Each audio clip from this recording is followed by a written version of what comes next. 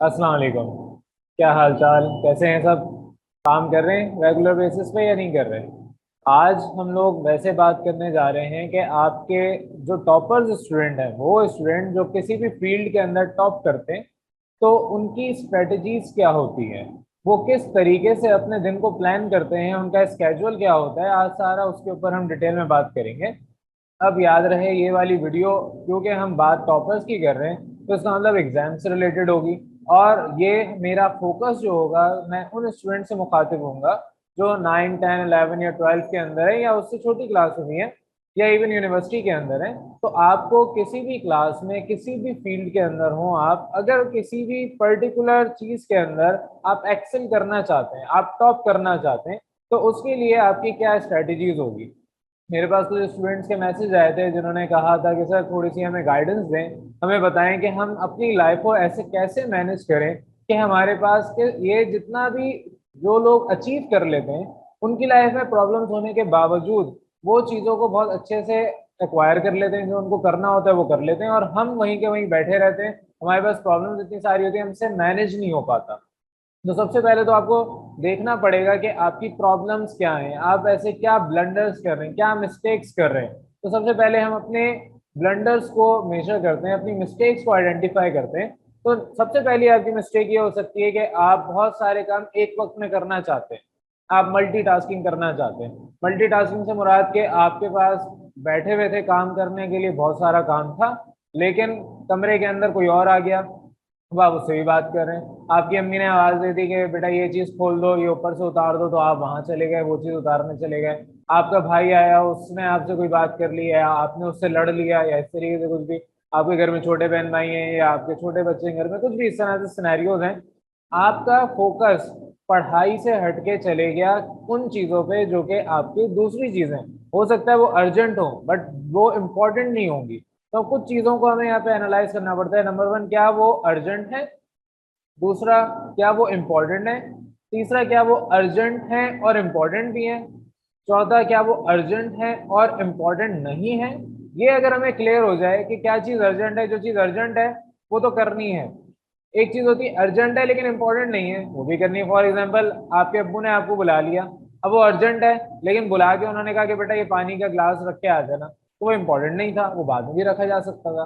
तो अर्जेंट है लेकिन इम्पोर्टेंट नहीं है, और इसी तरीके से अर्जेंट है और इम्पोर्टेंट भी है, तो वो तो आपको करना है। जैसे आपकी पढ़ाई आपके लिए अर्जेंट भी है, बेशक एग्जाम एक महीने बाद हो, लेकिन अर्जेंट है। आज नहीं करेंगे तो एक महीने बाद सर पकड़ के बैठे होंगे कि क्या करें, वक्त ही नहीं बचा।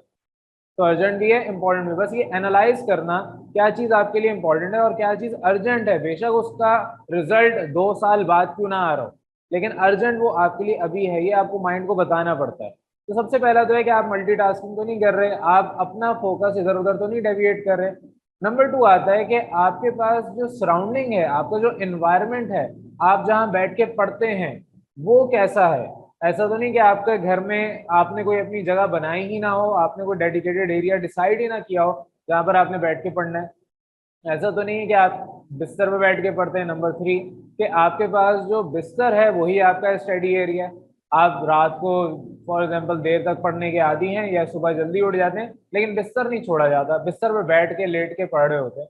तो ये आपको डिसाइड करना पड़ेगा। सबसे इंपॉर्टेंट चीज़ है कि आप जो पढ़ाई कर रहे हैं अपनी, आप जो पढ़ रहे हैं बैठ के, उसके लिए आपने डेडिकेटेड एरिया बनाया है या नहीं, आपने टेबल चेयर अपने लिए अरेंज की है या नहीं की। अगर आपके पास प्रॉपर सिटिंग एरिया नहीं है स्टडी करने के लिए, तो आप कभी भी अपना टारगेट्स अचीव नहीं कर सकते। आप बिस्तर को अपना स्टडी एरिया बनाएंगे अगर, तो बिस्तर पे तो हर कोई आपको आके लेट जाएगा। आप बिस्तर पे बैठे होंगे तो दूसरों को लगेगा कि आप फारिग हैं और आपका टाइम को यूटिलाइज करना शुरू कर देंगे। तो सबसे इंपॉर्टेंट होता है कि आपने स्टडी का एरिया डिसाइड किया हुआ हो कि कहाँ पर बैठ के पढ़ना है। इसके बाद चौथा, आपके पास जो सबसे बड़ी मिस्टेक स्टूडेंट की होती है वो ये होती है कि उनका कोई स्केजुअल नहीं बना हुआ। उनका ना तो स्लीपिंग स्केजुअल है ना स्टडी स्केजुअल है, कुछ स्केजुअल नहीं बना हुआ। यानी कि आपको कुछ नहीं पता आप कब उठ रहे हैं कब सो रहे हैं। आप रात को घोड़े बेच के सो रहे होते हैं, सुबह उठते हैं, सुबह 2 3 घंटे पढ़ा, फिर उसके बाद दोबारा सो गए। आप रात को देर तक जाग रहे हैं, 3 4 बजे आप जाके सोते हैं, और उसके बाद फिर सुबह देर से उठते हैं।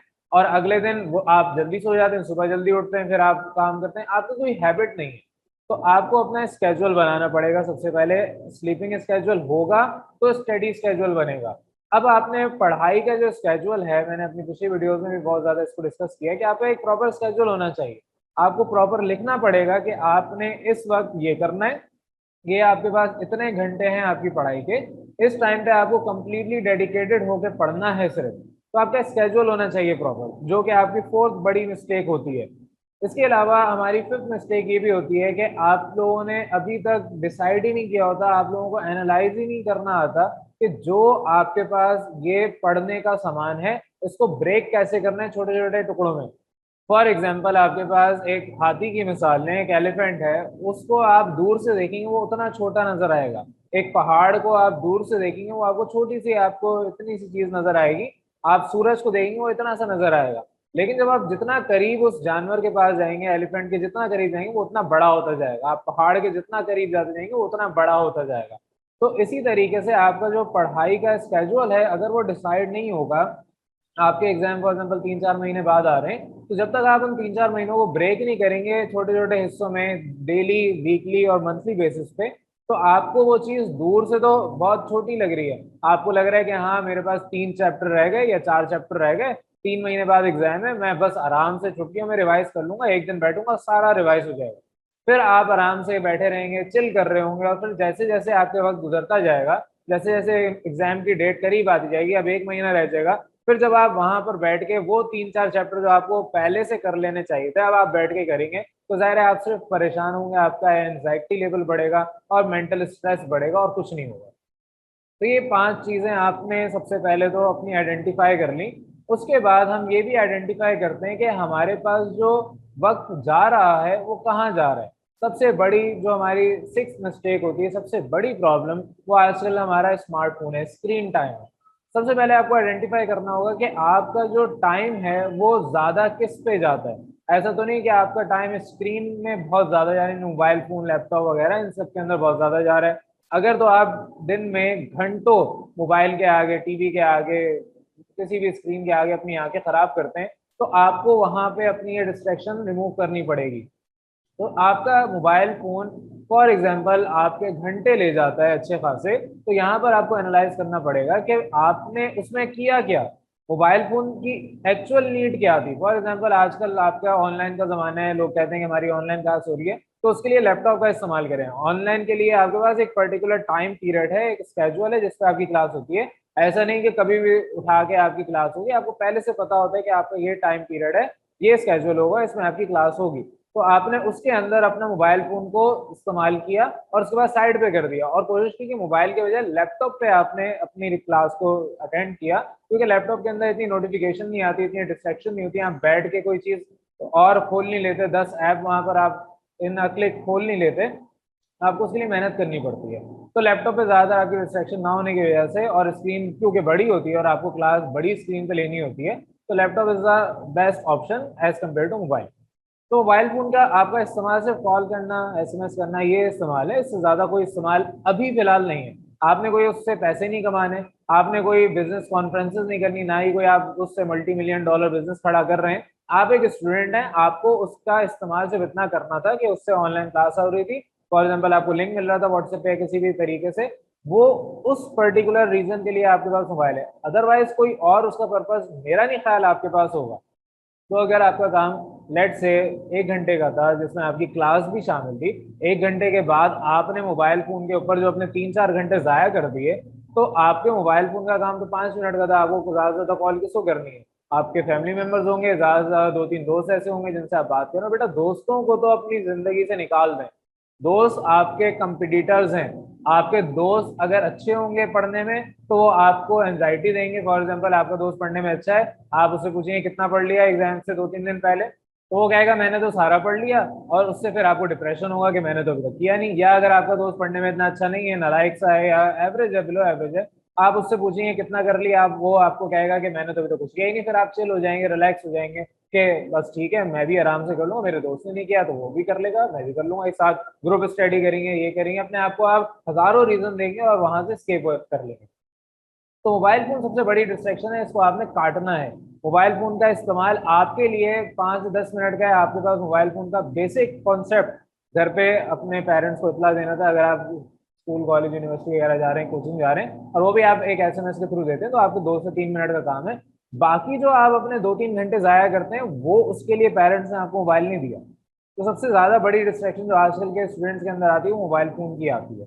तो ये कुछ आपके 5-6 पॉइंट्स है, 5-6 आपकी मिस्टेक्स थी, ब्लंडर्स थे जो हर स्टूडेंट आजकल अपनी लाइफ में कर रहा है। एक और हम कह सकते हैं कि आपके जो अंदर ईगो है, कि किसी ने कुछ कह दिया, किसी ने आपको आज ये कह दिया, आपके साथ ये कर दिया, आपकी बर्थडे थी, आपके बेस्ट फ्रेंड ने आपको विश नहीं किया, आपके आपस में लड़ाई हो गई, किसी ने आपको ये कह दिया, रास्ते पे चलते हुए आपको इसने डांट दिया, ये हो गया वो हो गया, और फिर आप उसी के बारे में कंटिन्यूसली अपने माइंड में थॉट प्रोसेस जनरेट कर रहे हैं और बिला वजह के अपने दिमाग के अंदर आइट्रेशन कर रहे हैं कि अगर ये होता तो मैं ये कर देता, उसने ये ऐसा कैसे कह दिया, ये कैसे हो गया, आज मुझे सर ने डांट दिया, ये मुझे मेरी गलती नहीं थी। आप क्या कर रहे हैं, अपने दिमाग के अंदर अपने ही अंदर एक थॉट प्रोसेस जनरेट कर रहे हैं जिसकी एक्चुअल में रियलिटी में एग्जिस्टेंस ही नहीं है।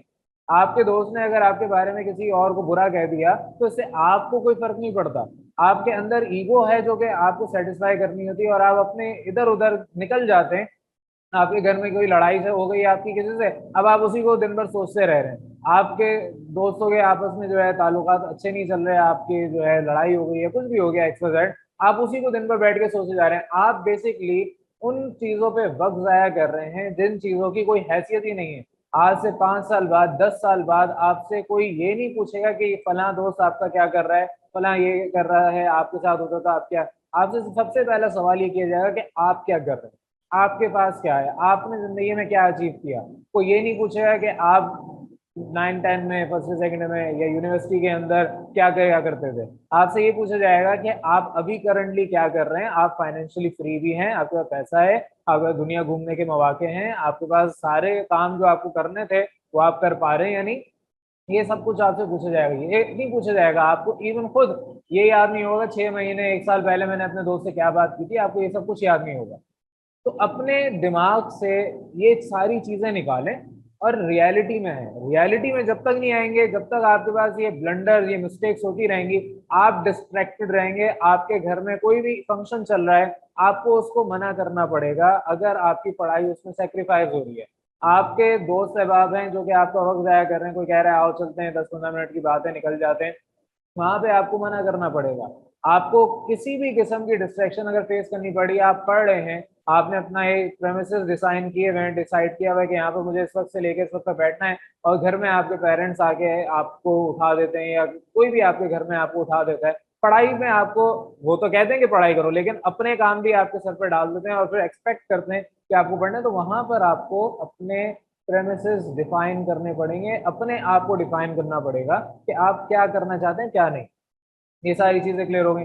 अब कुछ पॉइंट्स हैं जो आपको लाजमी करने हैं। सबसे पहला पॉइंट तो ये है कि आपको आइडेंटिफाई हो गया कि मेरे गलतियां क्या हैं, मेरे ब्लंडर्स क्या हैं, मैं ऐसा क्या कर रहा हूं जिसको मुझे नहीं करना चाहिए, ताकि मेरे पास बाकी जो वक्त इधर छोटी छोटी चीजों में जाया हो रहा था, वो अब बाकी वक्त मैं वहां से निकाल के अपनी पढ़ाई पे डाल सकूं। फॉर एग्जाम्पल आपके मोबाइल फोन है सबसे बड़ी डिस्ट्रैक्शन, आपने उसको काट दिया। आपने डिसाइड कर लिया कि अब मैं दिन में फॉर एग्जाम्पल आधा घंटा, मैक्सिमम आधा घंटा दूंगा, जो चीज देखनी है 100% वो करूंगा। पढ़ाई कर रहा हूँ तो 100% पढ़ाई, सोशल मीडिया अगर यूज करना है, डिस्ट्रैक्शन यूज करना है तो 100% डिस्ट्रैक्टेड रहूंगा। दोस्त से बात करनी है 15-20 मिनट, तो उस 15-20 मिनट में सिर्फ दोस्त से ही बात होगी, उसको पढ़ाई की कोई बात नहीं होगी। जब भी आप चीजों में मल्टीटास्किंग करेंगे, सारे पॉइंट्स में डिस्कस कर दूंगा, जब भी आप मल्टीटास्किंग करेंगे आपकी डिस्ट्रैक्शन के साथ वो चीज कंबाइन हो जाएगी। आपको लगेगा कि आप पढ़ रहे हैं, आप दोस्त से बात करें, आपको लगेगा कि आप पढ़ाई की बात करें, या आपका ऐड हो रहा है टाइम पढ़ाई में, स्टडी आप कर रहे हैं, लेकिन एक्चुअल में वो कम जाया हो रहा है, वो दोस्त के साथ वक्त आपका भी जाया हो रहा है, उसका भी वक्त जाया हो रहा है। आप मोबाइल फोन के अंदर अगर कोई पढ़ाई से रिलेटेड आइटम ढूंढ रहे हैं तो उसमें आपको लगेगा कि आप ये पढ़ रहे हैं, ये पढ़ाई से रिलेटेड काम हो रहा है, लेकिन वो एक्चुअल डिस्ट्रैक्शन है। वो काम आप पूरे दिन में उस आधे घंटे बैठ के भी कर सकते हैं। फॉर एग्जाम्पल आपका पेपर पोस्टपोन्ड हो गया, ये न्यूज आपको बैठनी है, आप घंटों बैठे हुए, वो न्यूज आपको रात को भी मिल जाएगी। आप 5 मिनट बैठेंगे और ना भी कुछ करें, आपके पेरेंट्स आपको आगे बता देंगे बेटा पढ़ाई अभी स्टॉप कर दो, कल का पेपर पोस्टपोन्ड हो गया। अगर आपको खुद कूदना है इस चीज के अंदर तो आपको घंटे बर्बाद अपने करने पड़ेंगे। तो अपना टाइम डिसाइड करें। अब क्या करना है उस पर बात करते हैं। मिस्टेक समझ आ गई, हमें अपने ब्लंडर समझ आ गए। अब मिस्टेक्स के बाद हमें उनको करेक्ट कैसे करना है, हमें किस तरीके से अपने आप को आगे लेके चलना है, फिर एंड में स्ट्रेटेजीज के ऊपर बात करेंगे तो सबसे पहला काम जो आपको करना था वो आपको अपनी मिस्टेक्स को आइडेंटिफाई करना था। उसके बाद जो आप दूसरा काम करते हैं वो अपने आप को पॉजिटिव अफर्मेशन देते हैं। आप अपने आप को पॉजिटिविटी के साथ भरते हैं। फॉर एग्जाम्पल, आपसे आज हो गया वक्त जाया, अब आपने आज जो वक्त बाकी बचा है उसको जाया नहीं करना।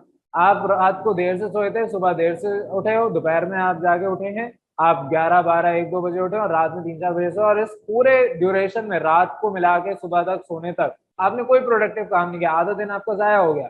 अब आपने अपने आप को बुरा भला नहीं कहना, आपने उस आधे दिन में ये देखना है कि आप उसको कैसे पॉजिटिवली इम्पैक्ट क्रिएट कर सकते हैं अपनी लाइफ में, आप उसको पॉजिटिवली कैसे क्रिएट कर सकते हैं, कैसे चेंज कर सकते हैं। अब बाकी जो आधा दिन बचा है उसके अंदर बैठ के आप अपने पूरे स्केड्यूल को डिफाइन करेंगे। कल आपको या बाकी जो आपके 4 5 घंटे बचे हैं या जो भी आपका स्केड्यूल है उसके अंदर आपने क्या करना है। सबसे पहले अपने आप को पॉजिटिवली इम्पैक्ट के साथ पॉजिटिव इंफॉर्मेशन देनी है। आपको अपने आप को बताना है कि आप पूरी दुनिया इस वक्त आपको नीचे गिराएगी, आपके इवन घर वाले आपको डांटेंगे, आपके जो है डांट से दिन शुरू होगा। और जब भी आप डांट खा के उठेंगे तो ऑब्वियसली वो एक नेगेटिव वाइब से आप शुरू कर रहे हैं अपना दिन, आप उठ ही नेगेटिवली रहे। तो जब आप नेगेटिवली उठेंगे तो आपका अगला दिन अगला टाइम भी नेगेटिव ही गुजरेगा। उस वक्त आपने बाकी जो दुनिया आपके साथ कर रही है उसको थोड़ी देर के लिए साइड पर रखना है और अपने आप से पॉजिटिवली बात करनी है और अपने आप को समझाना है कि ठीक है, हो जाती है गलती, हो गया, अब क्या करना है। अब पूरा प्लान करें कि अब मुझे बाकी ये जो पूरे दिन का टाइम बचा है उसके अंदर क्या करना है। कल से मुझे ये हैबिट नहीं बनानी, कल से मुझे अपनी हैबिट्स पे काम करना है। मैं 1 हफ्ते तक लगातार अपनी बॉडी को पुश करूंगा, तो 1 हफ्ते के बाद ऑटोमेटिकली आपकी बॉडी आपका साथ देगी। आपको अगर रात को जल्दी सोना है, सुबह जल्दी उठना है, तो ऑटोमेटिकली आप रात को जल्दी सोएंगे, सुबह उठेंगे। आफ्टर 3 to 4 days, 1 हफ्ता मैक्सिमम, आपकी हैबिट्स पक्की हो जाएंगी। तो आपने अपने आप के साथ पॉजिटिव रहना है। पूरी दुनिया इस वक्त आपके साथ नेगेटिव है, आपको धकेल रही है। इवन आपके पेरेंट्स इस वक्त आपको डांटेंगे अगर आप कम पढ़ाई करेंगे दिन में। आपने अपने लिए पॉजिटिव रहना है, क्योंकि पूरी दुनिया अगर आपको डांट रही है तो आपने भी अपने आप को नहीं डांटना। आपको अपने आप को समझना है, हो गई गलती, दूसरे लोग एक्सेप्ट नहीं कर रहे इस बात को, कोई इशू नहीं है, आपसे गलती हुई है, आप ही सुधारेंगे। अब आपने खड़े हो जाना है। तो दूसरा काम सबसे ज्यादा इंपॉर्टेंट है कि आपने अपने आप को पॉजिटिवली सब चीजें बतानी है और अपने आप के साथ पॉजिटिव रहना है। दूसरा, इसके बाद नेक्स्ट आपने क्या करना है, तीसरा इसको पॉइंट कहने कि आपके पास सबसे पहली चीज होनी चाहिए कंसिस्टेंसी। आप कंसिस्टेंट रहें। ऐसा नहीं कि आज आपके पास पूरा दिन जाया हो गया और आप अपने अम्मी अब्बू को या जो भी आपको डांट रहा है आपके वक्त जाया करने में उसको बोले बस हो गया ना, कोई मसला नहीं है। ये आपके पॉजिटिव एटीट्यूड नहीं, ये एरोगेंस है। आपके अंदर जिद है, आप बदतमीजी करेंगे अगर किसी को इस तरह से जवाब देंगे। सुन लें, चुपचाप रहें और अपने आप से बात करें कि ठीक है, आज गलती हो गई, 1 2 घंटे का लेक्चर है, सुन लेता हूँ, अब मैं वापस अपने काम में कल से बैठूंगा। कल से किसी को मौका नहीं दूंगा कि वो मुझे इस तरह से कुछ कह सके, डांट सके, क्योंकि मैं अपने आप को मौका नहीं देता कि इस तरह से वक्त जाया करूँ। तो आपने उस वक्त उठना है और अपना एक प्लान बनाना है, प्लान ऑफ एक्शन बनाने के, रोज मैंने इतने बजे उठना है, अपनी हैबिट्स बनाएं। आपका यहाँ पर डिसिप्लिन, सेल्फ डिसिप्लिन बहुत इंपॉर्टेंट है कि आप सुबह उठते कितने बजे हैं वो टाइम फिक्स कर लें। फॉर एग्जाम्पल, आपकी नींद 6 घंटे में पूरी हो जाती है, एक नॉर्मल इंसान को 7 से 8 घंटे सोना चाहिए, लेकिन 24 घंटों में 7 से 8 घंटे सोना चाहिए। हमारे यहाँ अगर मैं सुन्नत अमल पे भी बात करूँ, आप वसल्लम दोपहर में लाजमी सोया करते थे। तो आपकी भी हैबिट कुछ इस तरह से होनी चाहिए, पूरे दिन में 24 घंटों में 7 से 8 घंटे सोने। आप पूरी नींद लें, रात को सोएं, 6 घंटे वहां पे पूरा करें और बाकी 1 घंटा आप दोपहर में सोएं। तो इस तरीके से आपके 7 घंटे हो जाते हैं। अब आपको पढ़ना है और अपनी नींद अगर 8 घंटे है तो उसको 7 घंटे करें, 1 घंटे आप अपना मैनेज कर सकते हैं। ऐसे बहुत से लोग हैं जो 3 4 घंटे सो के भी अपनी जो भी काम कर रहे हैं, जो भी रूटीन है उसमें खड़े होते हैं, प्रॉपर एनर्जी के साथ खड़े होते हैं, क्योंकि उनके पास जो काम है वो अपने आप से बड़ा है, नींद से बड़ा उनका काम है। और जो इंसान अपनी नींद को सेक्रीफाइस करके अपने काम पे, जो उसकी एक्चुअल ड्रीम है, वो आपकी ड्रीम नहीं है जो आपको ख्वाब में आती है, एक्चुअल ड्रीम वो है जो आप अचीव करना चाहते हैं, जिसके पीछे आप भागते हैं और अचीव कर लेते हैं, वो आपकी एक्चुअल ड्रीम होती है। तो लोगों की ड्रीम इतनी बड़ी होती है, ख्वाब इतना बड़ा होता है कि उनको रात में नींद नहीं आती। और वो ऐसा नहीं है कि उनको नींद ही नहीं आती, वो सोना प्रेफर नहीं करते। वो कहते हैं कि जो टाइम मैं अगर सोने में गुजार दूंगा तो वो मैं अपना काम में लगा के काम जल्दी अचीव कर लूंगा। जो काम मुझे फॉर एग्जांपल एक्स्ट्रा 2 3 घंटे लगा के करना है और मैं अगर 8 घंटे सो रहा हूँ तो मैं 5 6 घंटे सो के वो 2 3 घंटे वहां से निकाल लूंगा। ये एक्चुअल तरीका होता है टॉपर्स का या फील्ड में जो भी कामयाब होना चाहता है उसका। तो सबसे पहला काम ये करना है कि आपने अपना एक स्केड्यूल बनाना है, एक टाइम टेबल बनाना है, जिसके अंदर आप अपने पर्टिकुलर चीज डिसाइड करेंगे। हर चीज का अपना पर्पस होना चाहिए। बेड का मतलब ये है कि उसमें सिर्फ सोना है, आराम करना है। उस बेड में आपने सिर्फ दोपहर में अगर आपने अपना स्केड्यूल बनाया कि 1 घंटा सोना है, तो उस 1 घंटे में आप बेड पे लेटेंगे, अदरवाइज उसमें आप बैठेंगे भी नहीं। बेड में अगर जाना है रात को, आपने वो डिसाइड किया हुआ है कि आपने रात के इस वक्त बेड पे जाना है, तो आप उसी वक्त बेड पे जाएंगे, अदरवाइज बेड पे नहीं जाएंगे। ये जब तक अपने साथ नहीं करेंगे, अपने अंदर डिसिप्लिन नहीं लाएंगे, तो बेटा कभी कामयाब नहीं होंगे।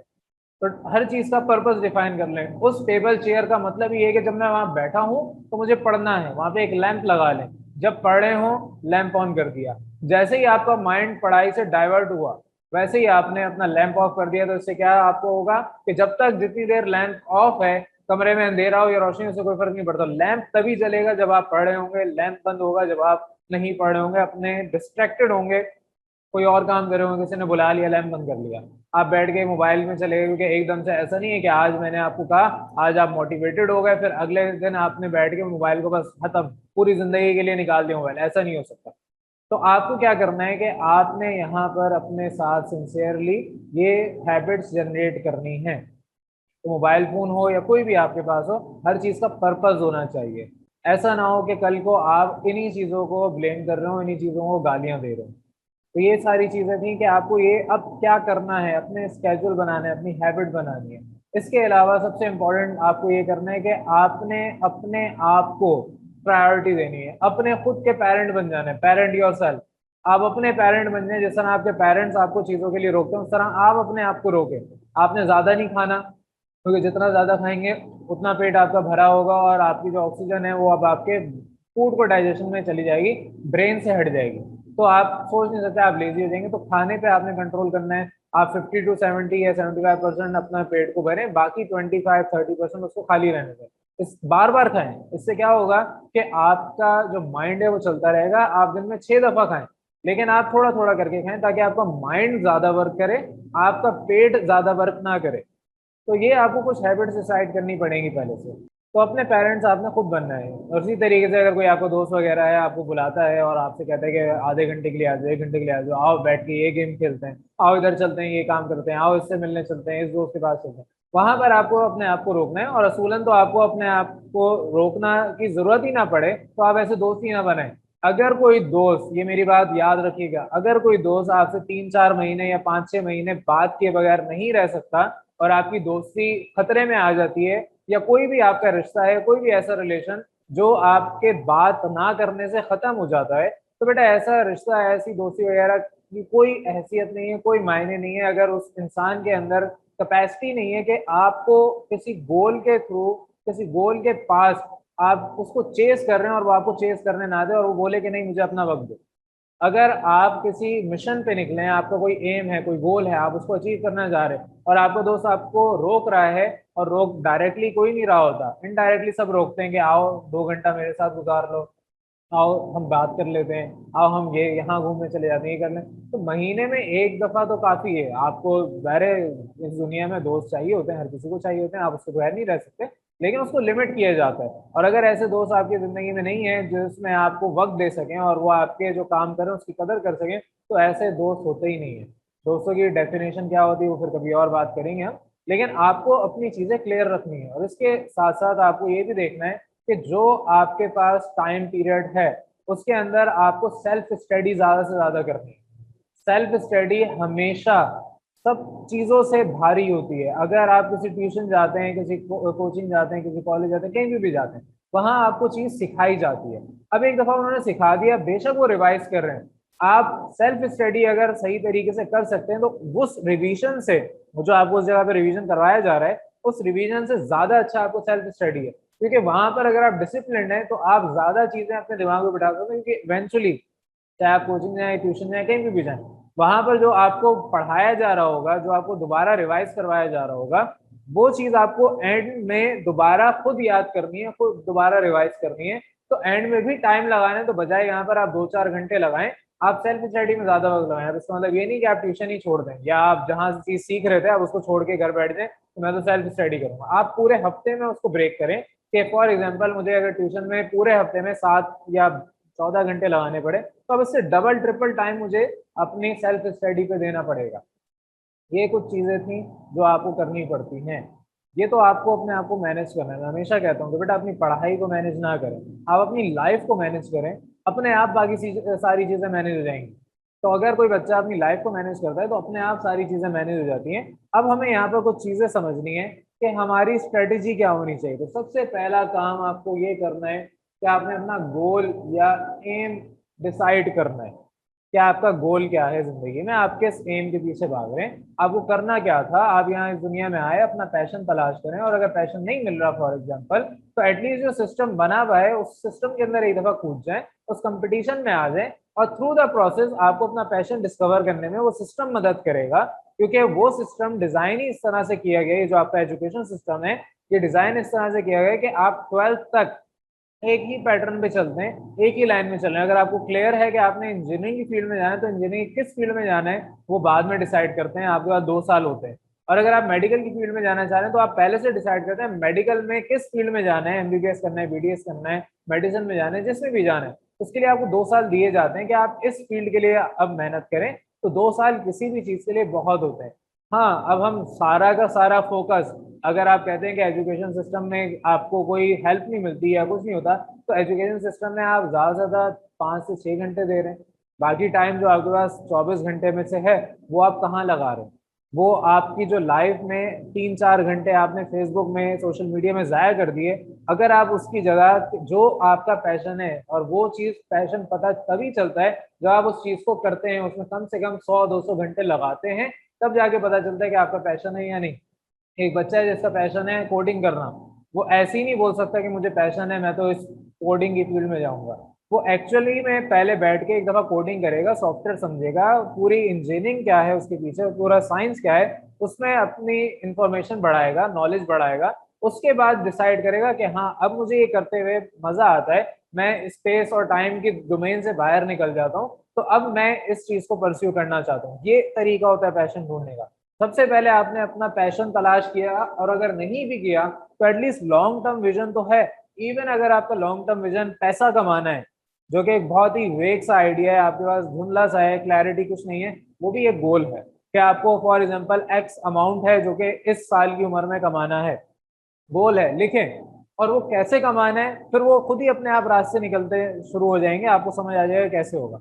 एक दफा जब गोल आपने डिसाइड कर लिया कि मुझे फॉर एग्जांपल 9th में 90s में परसेंटेज लेनी है, मुझे 12th के अंदर 90s में परसेंटेज लेके इस यूनिवर्सिटी में जाना है, मुझे इस पर्टिकुलर इंजीनियरिंग की फील्ड है इसके अंदर जाना है, ये एमबीबीएस करना है, ये मेडिकल की फील्ड है, ये कॉमर्स की फील्ड है, कोई भी फील्ड है, मुझे उसमें जाना है। गोल डिसाइड हुआ, उसके बाद आप प्लान ऑफ एक्शन बनाते हैं कि आपका प्लान क्या है, कैसे अचीव करेंगे। मैं कहता हूँ कि मुझे फॉर एग्जांपल गाड़ी खरीदनी है, मेरे पास इस वक्त 5 लाख रुपए, जो गाड़ी मुझे खरीदनी है वो 30 लाख की है, मेरे पास 25 लाख कम है। मैं प्लान बनाऊंगा कि मुझे कितने अरसे में वो 25 लाख में जमा कर लूंगा, और उस टाइम पे ये जो मॉडल है ये कितने का मिलेगा मुझे, या मेरे पास क्या हो, पूरा प्लान ऑफ एक्शन तैयार होता है। मुझे अब क्या क्या करना पड़ेगा, प्लान बनाए।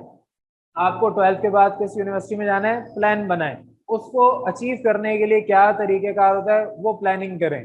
प्लानिंग आपको हर कोई यूट्यूब भरा पड़ा हुआ बताता रहेगा। आपके जो सबसे एक्चुअल सही तरीका होता है वो ये होता है कि आपके रिलेटिव्स या आपके टीचर्स भी, या जो भी उस फील्ड के अंदर जा चुके हैं टीचर्स, क्योंकि बहुत हजारों की तादाद में बच्चों को उधर भेज चुके होते हैं, बेशक वो उस फील्ड में ना जाए लेकिन उनको पता होता है कि वहां जाया कैसे जाता है, क्योंकि उनके पास एक्सपोजर है, उनके पास स्टूडेंट्स हैं जो ये कर चुके हैं, उनके पास एक्सपीरियंस है। तो उनसे पूछें।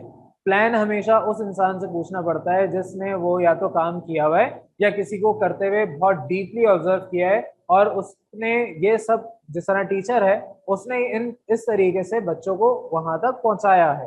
तो प्लानिंग आपने करनी है। प्लानिंग करने के बाद अब आपकी एक्चुअल स्टडी स्टार्ट होती है। यहाँ पर जब आपने प्लान किया तो अगर स्टडी स्टार्ट होती है, स्टडी जब आप करते हैं तो उसका कुछ तरीका है। सबसे पहले आप चीज को सीखते हैं। जब आप लर्न कर रहे हैं तो आप चीज सीख रहे हैं, फिर आप लर्निंग के बाद रिवाइज करते हैं। रिवाइज करने का मतलब ये होता है कि आपने पहली दफा जब सीखा तो 100% उसके नोट्स बनाए। तो यहाँ पर आपने नोट्स बनाने होते हैं जो भी आप सीख रहे हैं। आपने जो भी सीखा, आपका नोट्स बने बनाए भी होते हैं, किताब भी मौजूद है और भी रेफरेंस बुक्स होती हैं, वहां से बैठ के आपने अपने नोट्स बनाए। नोट्स बनाने के बाद जब आप रिवाइज करते हैं, तो रिवाइज में जब आप कर रहे होंगे तो दूसरी दफा रिवीजन में आपने जो कुछ भी पढ़ा उस चीज को आप लिखेंगे। फॉर एग्जाम्पल आपने एक टॉपिक कहीं से भी उठा के पढ़ा, वो 100% का आप जब लिखेंगे तो आपका माइंड ऑटोमेटिकली मैक्सिमम 60 to 70% उसको नोट डाउन करेगा, बाकी आपका दिमाग भूल चुका होगा। तो आपने यहाँ पर जब रिवाइज करना है तो नोट्स बनाने। नोट्स से फायदा क्या होता है, जब आप रिवाइज करते हैं तो आपका हाथ लिख रहा होता है, और जब आपका हाथ लिख रहा होता है तो दिमाग चल रहा होता है, आपकी डिस्ट्रैक्शंस नहीं होती। तभी जब आप कभी फॉर एग्जांपल रीडिंग कर रहे होते हैं तो आपका दिमाग इधर उधर भटक जाता है, आपका दिमाग 10-15 मिनट बाद अपनी ही दुनिया में गुम हो जाता है, अपने ख्यालात में निकल जाता है, और जो पढ़ रहे थे वो सारा का सारा पीछे रह जाता है। अक्सर जब आपके स्कूल लाइफ में रीडिंग होती थी क्लास में, छोटी क्लास में, तो अक्सर बच्चों को पता ही नहीं होता, वो अपनी दुनिया में मस्त होते थे, मगन होते थे। और बाद में जब टीचर खड़ा करके बोलते थे चलो अब आगे से आप पढ़ो, आप आगे रीडिंग स्टार्ट करो, तो पता ही नहीं होता था कि कहाँ पर है, क्या चल रहा है, क्या नहीं।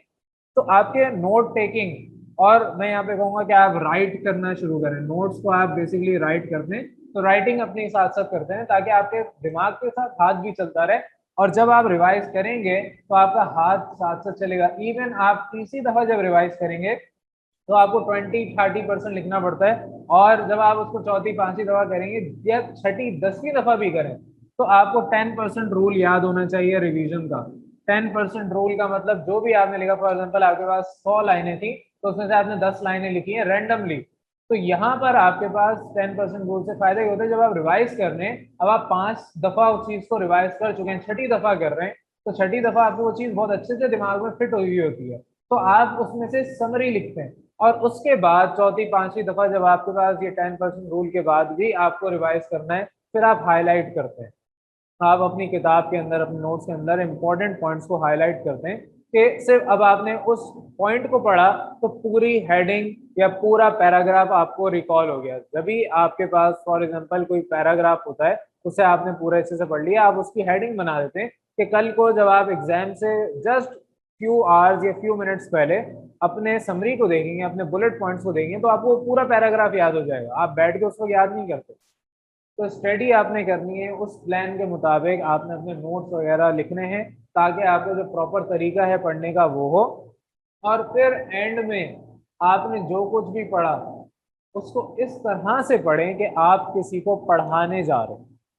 एक टीचर तभी अच्छा टीचर बनता है जब वो एक चीज को ऐसे पढ़े कि उसको टीचिंग करनी है, बच्चों को पढ़ाना है। जब तक पहली दफा टीचर क्लास में पढ़ाएगा नहीं तब तक वो अच्छा टीचर बन ही नहीं सकता, चाहे उसको पूरी किताबें रटी हुई क्यों ना हो। क्योंकि जब आप किसी को पढ़ाते हैं तो आप एक एक कॉन्सेप्ट के ऊपर डेप्थ में पढ़ते हैं, आप एक एक कॉन्सेप्ट अपना क्लियर करते हैं, क्योंकि अगला आपके पास फॉर एग्जाम्पल 100 बच्चों की क्लास है, 100 बच्चे आपके सामने हैं, उनमें से कोई भी कुछ भी पूछ सकता है। और वहां पर अगर आपने अपना कॉन्फिडेंस लूज कर दिया और वहां पर आपने किसी को गलत पढ़ा दिया, कोई बात गलत समझा दी, तो आपकी इमेज खराब होगी, आपके अपने कॉन्सेप्ट खराब हो जाएंगे, और उल्टा आप बाकी 100 में से 90 बच्चे हो गए तो कॉन्सेप्ट खराब कर चुके होंगे। जब वो 90 बच्चे आगे जाके आपके कॉन्सेप्ट खुद ही सही कर लेंगे तो बाद में आपको बुरा भला कह रहे होंगे, क्योंकि आपने उनको किसी जमाने में गलत पढ़ाया था। और टीचिंग से फायदा ये होता है कि आपके दिमाग के अंदर वो चीज़ 10 टाइम्स मोर एफिशिएंटली बैठ जाती है। तो यहाँ पर जो भी आपने पढ़ा है उसको ऐसे पढ़ना है कि आपने किसी को पढ़ाना है। आप छोटे बच्चे को 2-4 साल या 5-10 साल के छोटे से बच्चे को अपनी चीज पढ़ाना शुरू करते हैं। अगर आप यूनिवर्सिटी के स्टूडेंट हैं, आप छोटे से 5-6 साल के बच्चे को समझाना शुरू करते हैं कि ये जो टॉपिक है ये होता क्या है। आप घर में अपने अम्मी अब्बू को ये पढ़ाना शुरू करते हैं, अगर आपके अम्मी अब्बू का बैकग्राउंड नहीं है वो, तो आप फिर भी उनको पढ़ाने और समझाने की कोशिश करें। आप अपने ग्रुप स्टडी, जो आपके दोस्त वगैरह हैं जिसको आप समझते हैं कि जरूरत है, थोड़ा सा पढ़ाई में कमजोर है, नहीं कोप अप करवा रहा और आपके पास वक्त है, तो आप उसको पढ़ाना शुरू कर दें, टीच करें। और अगर नहीं है वक्त, मैं कहता हूँ जिस तरह अभी मैंने कहा कि दोस्तियां होनी नहीं चाहिए इस टाइम पे, आखिर के 3-4-5 महीनों में तो बिल्कुल नहीं होनी चाहिए। इस वक्त आपका कंपटीशन अपने साथ है, और आपकी क्लास में जो इस वक्त टॉप कर रहा है, जो हाई अचीवर है, उसके साथ तो कंपटीशन आपका है ही। तो आपने अपने आप को टीच करना है, पढ़ाना है, समझाना है। आपने उसको बेशक समझाए ना समझाए, शीशे में खड़े होकर अपने आप को समझाना शुरू कर दें। आप बोलें कि अब मुझे ये पढ़ाना है, तो ये आपका पूरा स्ट्रेटेजी है कि जितने भी टॉपर्स हैं, जितने भी वो स्टूडेंट जो एग्जाम में टॉप करते हैं, उनका बेसिक सा फॉर्मूला ये वो इसी प्लान के थ्रू चलते हैं और फिर जो उनको अचीव करना है वो अचीव कर लें। तभी आप जब भी देखेंगे कि आपकी क्लास में कोई भी टॉपर है, उसका सोशल सर्कल बहुत छोटा सा लिमिटेड सा होगा। उसे आप जब भी कोई मैसेज या कॉल वगैरह करेंगे, वो फौरन इंस्टेंट रिप्लाई नहीं करेगा। वो घंटों ऑनलाइन बैठा नहीं होगा, वो घंटों वक्त जाया नहीं कर रहा होगा। फेसबुक में भी अगर आप उसको देखेंगे तो कई कई महीनों बाद जाके वो एक्टिव ऑनलाइन होता होगा, क्योंकि उसके पास कुछ बड़ा है करने को।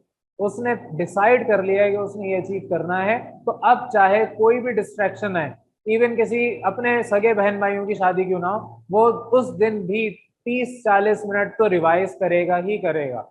ऐसे भी होते हैं लोग जो कि अपने कजन वगैरह के अगर कोई इवेंट है या कुछ भी है, वो नहीं जाते, वो एक्सक्यूज कर लेते हैं, क्योंकि उन्हें पता है कि अगर उनका एग्जाम लेट से 1 हफ्ते या 2 हफ्ते बाद है और उनके पास वक्त नहीं है, उनको काम ज्यादा जल्दी से रिवाइज करने हैं कुछ भी, तो वो ऐसे इवेंट छोड़ देते हैं। तो अगर आपके अंदर ये सेक्रीफाइस करने की एबिलिटी है, तो आप लाजमी, इस बात की मैं गारंटी देता हूँ, आप हाई अचीव करेंगे। अगर आज तक आपके 60-70% आती थी, तो आप 80-90% के मालिक बनेंगे, आप इतना अचीव कर लेंगे। यहाँ पर हमने सोसाइटी में 60-70-80 और ये कैटेगराइज हमने खुद किया हुआ है, इस सोसाइटी ने किया है। हालांकि दिमाग सबके पास एक ही है, सबके पास 24 घंटे हैं। अल्लाह ने हर बंदे को इक्वल अपॉर्चुनिटीज दी हैं। आप इस क्लास में हैं, इसी क्लास के अंदर आपके पास बहुत सारे स्टूडेंट हैं जो हाई अचीव भी कर रहे हैं, जो बहुत पुअर हैं, बहुत ज्यादा लो अचीव कर रहे हैं। आप हैं, आप यहाँ पर अपने आप को एनालाइज करें कि आपके पास सारी फैसिलिटीज हैं, आपके पास दिमाग वही है, आपके पास भी 24 घंटे हैं, आपके पास इक्वल अपॉर्चुनिटीज हैं। आपको जो करना है, हजारों लाखों की तादाद में उसी रेस में सब भाग रहे हैं, आप भी उसी रेस में अगर भाग रहे हैं तो आप भी उन्हीं की तरह हैं, आप उतने ही प्रिविलेज्ड हैं। तो यहाँ पर अगर आपके पास सेक्रीफाइस करने की एबिलिटी है, आप चीज़ों को छोड़ सकते हैं, तो ही आप आगे कामयाब होंगे। और अगर नहीं कर सकते तो फिर कोई बुरी नहीं है अगर आपकी 70-80% या 60-50% आती, कोई बुरी नहीं है चीज़। लेकिन जब आपने कुछ करना है, तो आपको उसके लिए फिर अपनी पूरी जान, पूरी एफर्ट लगा देनी है। यहाँ पर बात पैसे की नहीं हो रही, यहाँ पर बात हो रही है उस विजन की, उस गोल की जो आपको करना है। पैसा एक बाय प्रोडक्ट है, वो आएगा, लेकिन बात हो रही है कि जो अचीव करना है उसमें आपका मशहूर नाम हो रहा है या नहीं हो रहा, आपके लोग आपके खानदान में जान रहे हैं या नहीं जान रहे, आपको एक पर्सनल सेटिस्फेक्शन मिल रही है या नहीं मिल रही। जो आपने ख्वाब देखा या इवन दुनिया ने दिखाया, आपका जो भी विजन था, जो खुद से सेल्फ जनरेटेड था या दुनिया ने जनरेट कर दिया, आपके पेरेंट्स ने जनरेट कर दिया, उसके लिए आप कोशिश कर रहे हैं या नहीं कर रहे हो। अगर नहीं कर रहे, आपको कुछ और करना है, तो उस कुछ और के लिए आपने कौन सा रास्ता पकड़ा हुआ है। हो सकता है कुछ लोग ऐसे भी हैं जिनका विजन कुछ और होता है, लेकिन क्योंकि उस विजन को अचीव करने के लिए उनको अपना रास्ता बदलना पड़ता है। फॉर एग्जाम्पल, एक इंसान है जिसका विजन ए है और वो ए तक पहुंच नहीं पा रहा, लेकिन वो सी तक पहुंच सकता है, ताकि सी से वो बी तक पहुंचे और फिर बी से वो ए तक पहुंच जाएगा। फॉर एग्जाम्पल, आप सी पॉइंट है, आपको 12th क्लास करनी है, आपको यूनिवर्सिटी करनी है, तो आप पहले इसमें इंटर हुए, फिर आपने यहाँ से एंटर होने के बाद बी पॉइंट में थोड़ा पैसा कमाया। अब जो आपको ए पॉइंट पे जाना था, उस ए पॉइंट के लिए पैसा चाहिए था, जो कि आपको ये चीज करके ये चीज मिली और फिर इसके थ्रू पैसा मिला, तो ये आपके पास होगा। अब ये आपके दोनों आपस में कोरिलेट नहीं कर रहे, कोई फर्क नहीं पड़ता कि आपने क्या किया, अगर आप ए पॉइंट पे एक दफा पहुंच गए, लेकिन उसको करने से आपको कहीं पहुंचना है ताकि आप यहाँ तक पहुंचे। तो ये सारी चीजें आपको एनालाइज करनी पड़ती हैं, ये आपको वक्त के साथ साथ चीजें समझ आती हैं। तो सबसे पहला जो टारगेट है आपके पास, जो सामने नजर आ रहा है इस वक्त, उसे आप अपने पास लिखें और उसके ऊपर अपना हर एक मिनट डिवोट कर दें, लगा दें। बस जब तक ये चीज अचीव नहीं होगी, मैं यहाँ पर लगा रहूंगा, क्योंकि ये वो वक्त है, ये जो आपके 9, 10, फर्स्ट, 11, 12, ये वो वक्त है जिसमें आप मेहनत सिर्फ कर रहे हैं, आप सिर्फ इनपुट डाल रहे हैं, आउटपुट नहीं मिल रहा। आप कुछ अचीव नहीं कर पा रहे इसको करने के बाद। आप 4 साल, 2 साल, 5 साल, 10 साल तक, 10 साल तो ज्यादा हो गया, 6 साल तक आप अभी इस वक्त सिर्फ पढ़ रहे हैं। आप जब ये कर लेंगे तो उसके बाद आपके पास चीजें आना शुरू होंगी, उसके बाद पैसा आएगा। और जब आप के पास एक दफा पैसा आ गया, आपके पास एक दफा कोई मकाम बन गया, आप इवन किसी अच्छी यूनिवर्सिटी में पहुंच गए जहाँ पे आपको अश्योरिटी है कि आप इसके बाद आपकी जॉब पक्की है, या इसके बाद आप कोई बिजनेस कर लेंगे, जो भी, आप 12th के बाद कोई जॉब कर रहे हैं और आप अपने अखराजात खुद उठा रहे हैं, अपनी यूनिवर्सिटी की फीस खुद फुलफिल कर रहे हैं, तो उसके बाद जो लोग आपको डांट डपट करते थे, इवन आपके पेरेंट्स जो आपको डांटते थे कि आज तो तुमने 2 घंटे जाया कर दिए, आज तो सिर्फ 4 घंटे पढ़ा, बाकी सिर्फ आपने जाया किया वक्त, तो इस तरह से आपके पास ये जो वक्त है इसके अंदर आपसे एक्सपेक्टेशन ज्यादा है, और इन शॉर्ट आपका रिजल्ट कुछ नहीं है, आपको इस वक्त मिल कुछ नहीं रहा, आप सिर्फ एक फाइनल बोर्ड एग्जाम के पीछे भाग रहे हैं या आप यूनिवर्सिटी एग्जाम के पीछे भाग रहे हैं, अभी आपके पास हाथ में कुछ नहीं है। तो जब तक आपके हाथ में कुछ नहीं है, तो जो हाथ में है उसमें आपको जिंदगी के अंदर एक्सेल करना है, दबा के वर्क करना है, और सिर्फ इसी पे फोकस करना है। अगर आपका फोकस जरा सा भी डेविएट हुआ, आप अपने इस गोल की तरफ जाना चाहते हैं लेकिन आप इधर भटक गए, तो ये गोल आपका रह जाएगा। तो आपको इस गोल की तरफ जाना है और अपने आप को सिर्फ इसी तरफ डिवोट करना है, इसी डायरेक्शन में लेके जाना है, क्योंकि जब तक आपके पास कोई डायरेक्शन नहीं होगी, आपकी नॉलेज, आपकी मेहनत सब बेकार है।